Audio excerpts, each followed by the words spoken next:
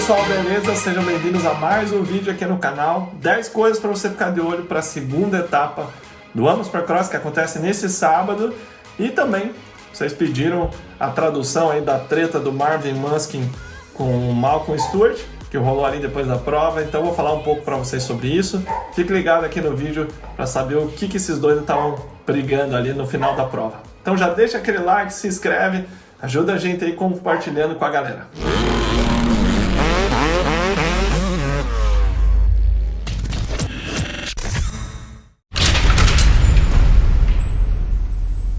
Pessoal, falando da categoria 250, primeira coisa então para você ficar de olho é no piloto Vince Friese. Ele desceu da categoria 450 para 250. Vocês vão lembrar que ele está sempre envolvido em polêmica, adora se bater com outros pilotos. Ele é um tough block ambulante, né? Para quem não sabe, o tough block é aquelas espumas das laterais das pistas de Supercross. Então o pessoal diz que ele é esse tough block ambulante porque ele cruza a pista de um lado para o outro, ele bate, ele se defende bem. Ele não é o cara mais rápido, mas surpreendeu todo mundo aí na categoria 250 pelo ritmo dele. Então ele largou mais uma vez bem, ele mudou de categoria, mas as largadas continuam muito boas. Ele largou na ponta na hit e quase largou na ponta na final, no main, porém saiu na frente. E ele andou surpreendentemente bem, ele fez um 5º lugar, um pouquinho para trás ali do quarto, do Garrett Marchbanks, que escaparam, em torno de 20 segundos. Mas ele mostrou ritmo para a primeira etapa, para quem está desacostumado aí com as 250, ele foi muito bem. E vale a pena ficar de olho nele, que ele é um cara que joga duro, né? Ele é meio estilo Barcia, na verdade os dois moravam juntos no MTF quando era menor, e tem ali as mesmas características em relação a isso, né? Então, ultrapassagem. Ele liderou a pista por 3 voltas. Liderou a prova por 3 voltas, o que é uma experiência única, você poder liderar um evento do nível desse. Então se mostrou calmo, defendeu bem, não deixou fácil para o Christian Craig passar. Então, como eu disse, ele é um cara que tem potencial para o pódio, vale a pena ficar de olho. E vamos torcer para que mais coisas, mais tretas aconteçam com ele. Eu particularmente gosto muito de treta, eu acho que gera um engajamento muito bacana durante a semana, enfim, se torna um assunto, essas coisas. É óbvio, né, que aqui de fora é muito melhor do que quando a gente está envolvido na confusão, né? Mas vale a pena ficar de olho nele.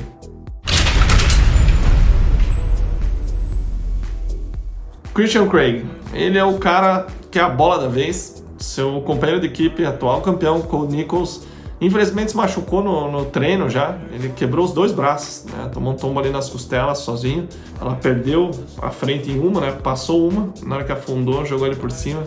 E ele infelizmente acabou se machucando. Na verdade, os 2 campeões da Star Racing, Justin Cooper, Cole Nichols, estão fora esse ano, estão machucados.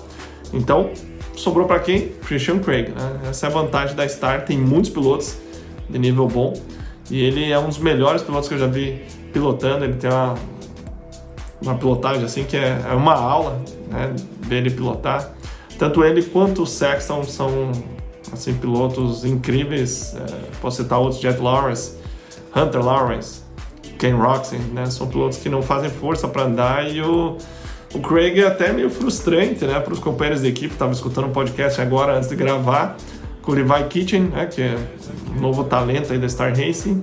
E foi perguntado para ele, cara, não é frustrante ficar treinando com o Christian Craig, ver ele andando? Pô, você consegue, né, botar um defeito no cara, né?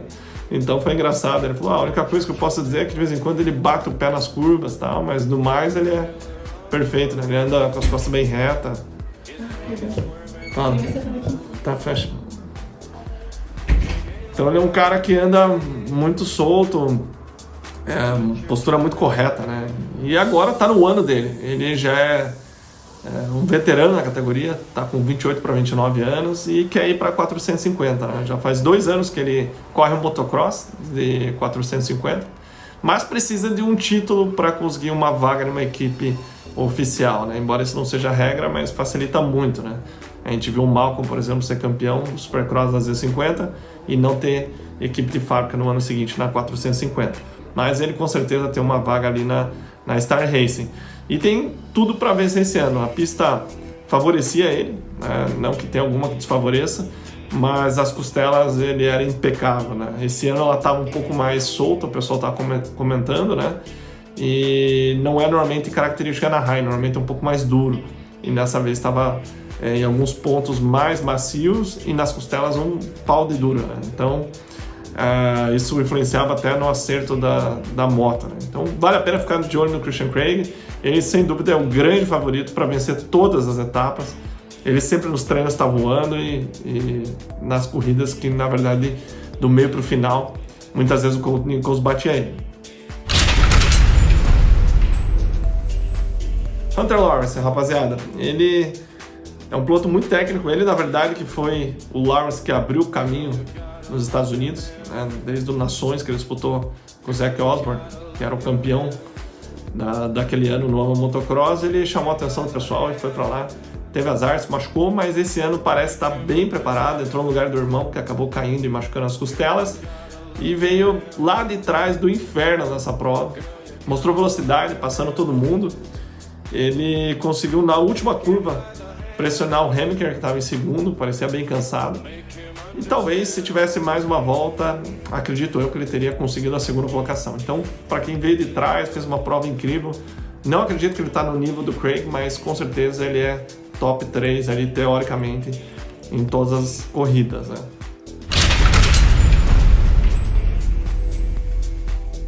E agora falando da 450, o pessoal foi unânime em comentar que a pista estava destruída. Acabei de escutar ali um podcast que o Roxy falou lá também, enfim, vi a entrevista agora do Tomac. Eles se surpreenderam como a pista era mais arenosa e eles nunca viram, o Tomac comentou, né, que nunca viu uma Anaheim One tão destruída como essa. Então, em cima das mesas, assim, aquelas mesinhas que pulam em cima, step on, step off, trilhos comidos, a pista inteira destruída. A televisão não faz jus aí a como a pista realmente está, né?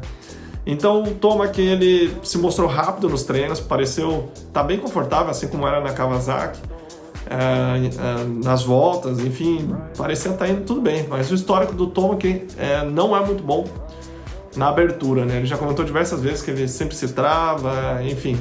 Eu imaginei que esse ano poderia talvez ser diferente, pelo campeonato de motocross ter acabado mais tarde, ele já praticamente emendaram os treinos, ele treina com um cara muito rápido, que é o Dylan Ferrance. Imaginei que poderia ter sido melhor. E na verdade foi. O 6º lugar dele foi melhor que anos anteriores. Ele não teve aquela velocidade de vir de trás passando todo mundo, né? Mas ele foi escolhendo metodicamente ali quem passar, né? Teve calma. Então eu acho que o 6º lugar para ele na abertura, vendo o histórico dele, é um excelente resultado. Óbvio, não é o que ele quer, mas fica aqui a dúvida, né? Ele vai continuar tendo essas largadas ruins como no ano passado, então claramente ele tem que melhorar isso, senão vai complicar bastante a vida dele, né? Não só dele, como qualquer um do nível que está hoje, que largue mal, vai ter um caminho aí bem difícil durante a prova. Dylan Ferrance, né? Uma grande aposta em cima do nome dele, venceu o campeonato de motocross o ano passado, surpreendendo talvez aí o pessoal. Eu mesmo fiquei muito surpreso com o resultado dele. Ele dominou, né, a categoria, principalmente no início ali, né? Venceu até o final, mas enfim, foi surpreendente, vencendo bateria após baterias. Mesmo nos dias que o Tomac estava no melhor, né, o modo ET, que é quando ele realmente se encaixa, tudo tá indo bem, o Fernandes conseguiu bater ele, foi o primeiro que eu vi conseguir fazer isso. Então eu tinha uma expectativa grande, lembrando que ele já foi 2 vezes campeão no Supercross, ou seja, é um piloto muito bom também no Supercross, não só no moto. E nessa etapa as coisas não foram como deveriam. Ele fez volta boa, a volta dele mostrou velocidade, mas uma largada péssima, assim como o Tomac, e mais ainda uma colisão contra o piloto, deixou a moto apagar, né? O Sexton deu nele na entrada das costelas, a moto morreu, demorou bastante para funcionar. Com certeza não ajudou ele, não foi o resultado que ele queria, que a equipe, que o David Vullman, que é o treinador dele, com certeza esperavam, né? Então achei bacana porque a velocidade dele, por exemplo, foi a da melhor volta foi melhor do que a do Webb. Então, sem dúvida, é uma questão de encaixar as coisas para ele conseguir brigar lá na frente. A largada, mais uma vez, vai ser o ponto fundamental durante toda essa temporada, podem ter certeza, né?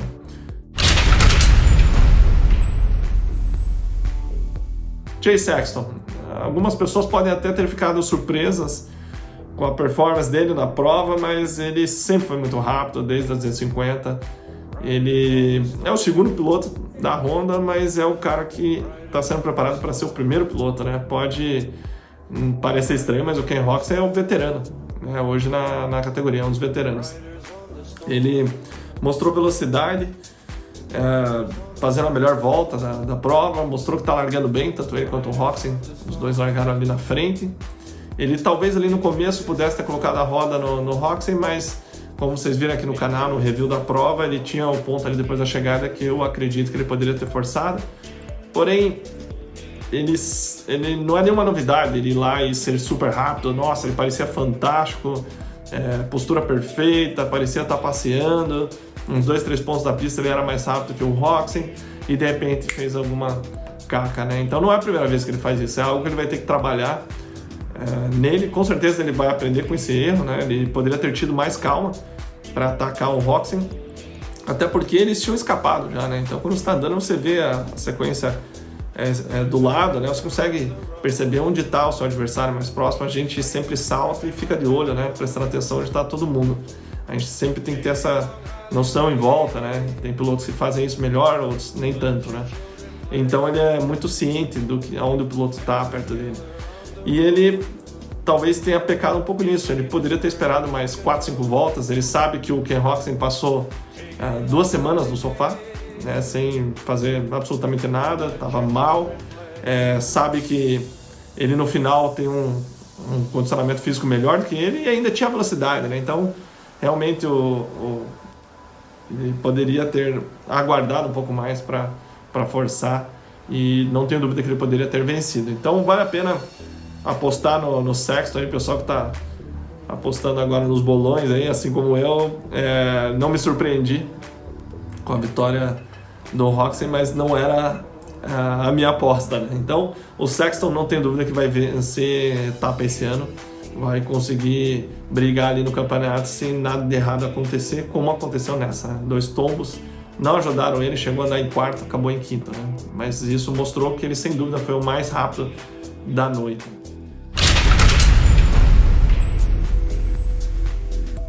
Jason Anderson, né? Ele mudou de equipe, moto nova.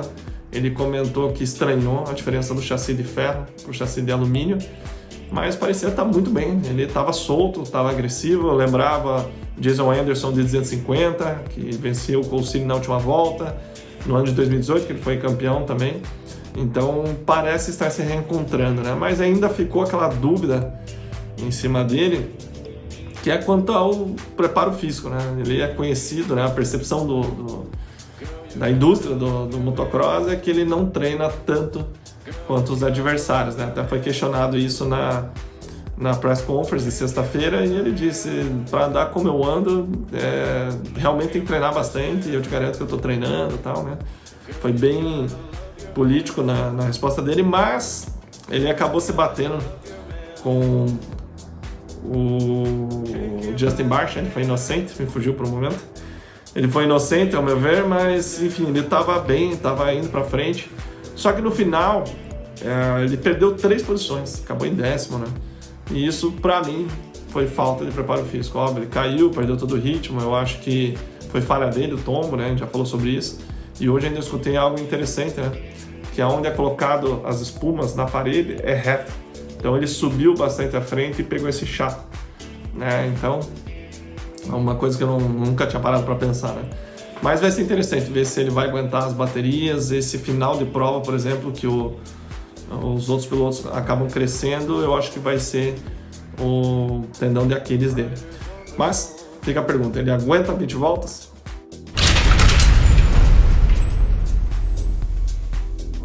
Ken Roczen, o alemão, como eu disse, ficou 2 semanas deitado no sofá, não estava sentindo bem, não estava muito confiante, não conseguiu fazer uma pré-temporada boa.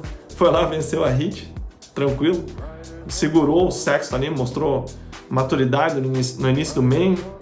Ele brigou pela posição, que eu gostei de ver isso, ele realmente lutou, usou toda a experiência dele. Ele é um cara que é acostumado a vencer desde criança, né? Desde a época do Mundial, enfim, sempre foi um fenômeno. E tá nele isso. Acho que tem pilotos que são rápido treinando, vão mal correndo. Tem pilotos que vão mal treinando, vão bem correndo, se superam. E tem pilotos que é o melhor de todos, que vão bem nos dois, né?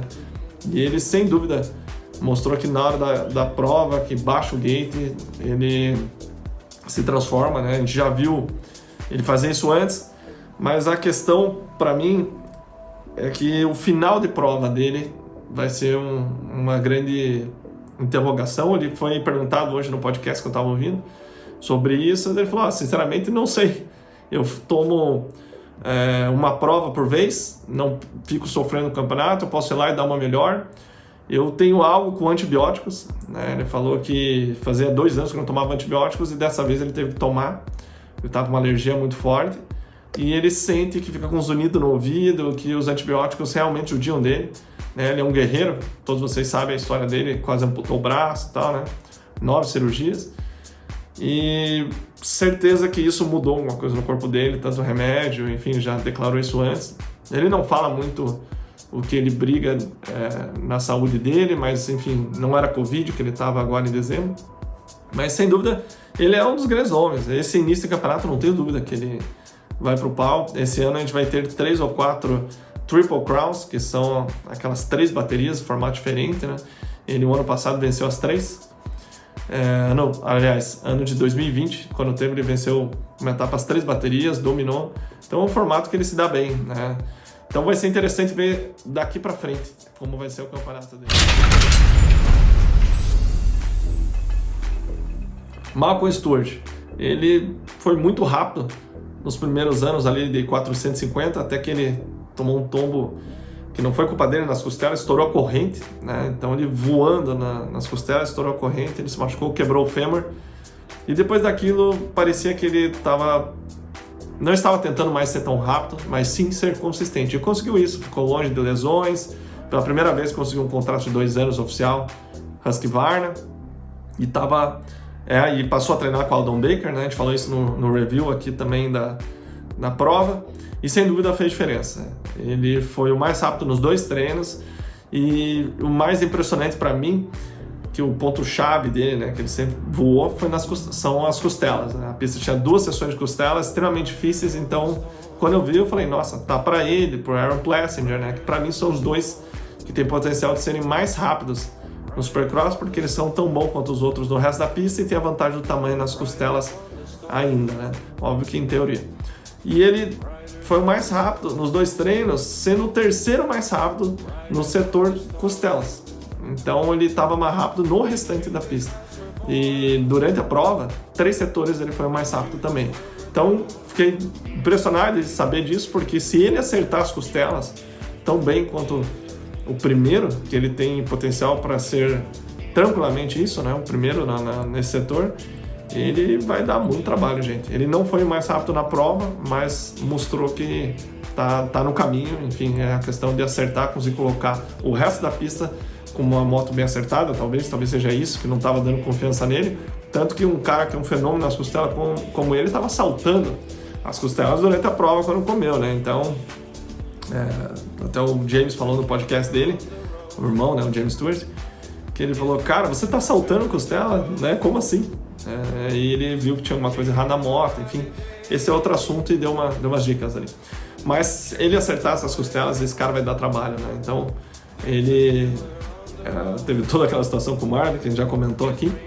E falando um pouco do que aconteceu, né? Vocês pediram para traduzir. Eu vou aproveitar esse vídeo aqui e vou falar para vocês, então, a treta com o Marvin, né? Então, o que aconteceu? O Malcolm entrou por fora, eles são amigos, né? O Marvin e o Malcolm. Entrou por fora, o Marvin tava, sei lá, cara, do lado dele. Então, ele tinha a posição ali e dava tempo do Malcolm dar o X nele e cruzar, só que ele entrou tão confiante, é o Marvin, cara, ele jamais vai bater em mim, né? Lembrando que o Marvin já tinha dado no Clayton Clayson, aquele cara que correu aqui no Brasil, na final da Arena, não fez muita coisa, o Cleitinho pros íntimos, e na final ainda foi lá e deu essa com o Malcolm, então, enfim, a gente vai falar dele mais pra frente. Ele entrou por baixo, empurrou e tal, vocês viram tudo aqui no review, mostrei o vídeo certinho que aconteceu, e daí começa a discussão, acabou a prova, o Malcolm jogou a moto no chão, foi pra cima do Marvin, daí alguém tava do lado e começou a filmar e pegou o áudio, né? Então o que ele fala, você não pode fazer isso, cara, você não pode fazer assim, a gente tem 16 etapas esse ano, A gente não tem como correr assim. A gente tinha o pódio, né? A gente estava no pódio. Se você não fizesse isso, nós dois estaríamos no pódio. Se você está mais rápido que eu, me passe, mas não faça assim. Aí o Marvin pediu desculpa e tal. Ele começa a gritar, tá exaltado, né? Falando isso, o Malcolm. Daí ele falou, tá bom, eu te entendo, Marvin. Mas você não pode fazer isso. Daí o Marvin gritou de volta, né? Mas por que que você não freou? Por que que você não freou? Daí o Malcolm se exaltou mais ainda, né? Eu tinha que frear, você que me derrubou, né? Então, na minha opinião, o Marvin foi um pouco mais agressivo, né? Vocês viram ali no review. Não precisava ser tanto assim. Mas a discussão, olhando sem o áudio, parece muito mais agressivo do que realmente foi, né? Eles estavam exaltados, mas dá pra ver que eles se respeitam, né? Enfim, talvez tenha até uma amizade, já que conviviam juntos, né? Então, basicamente foi isso, né? O Marvin falou, não esperava que você fosse fazer isso. O Malcolm perguntando por que você fez isso, mas ficou tudo de boa ali. Ele só frisou que não tem como correr assim. Ele falou também, Marvin, você tem que ser inteligente, cara. Gotta be smart. Então, basicamente a treta foi essa, né? Como eu disse, tretas são sempre boas pro esporte, gera engajamento. Malcolm acertando as costelas, cara, perigo pra todos.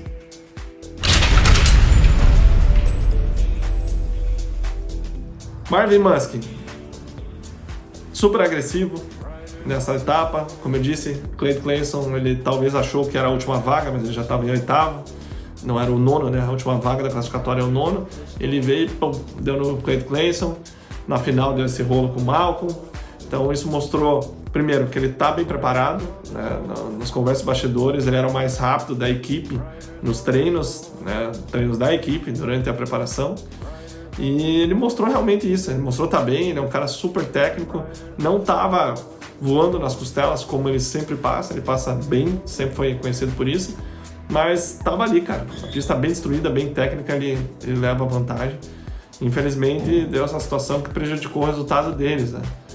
Mas ele andou muito bem, ainda brigou no final com o Sexton, né, garantindo a quarta colocação. Então é isso aí, pessoal, espero que vocês tenham gostado. 10 coisas para vocês ficarem de olho para a etapa de Oakland neste sábado. Então, mais uma madrugada aí, vamos parar à noite assistindo o Supercross.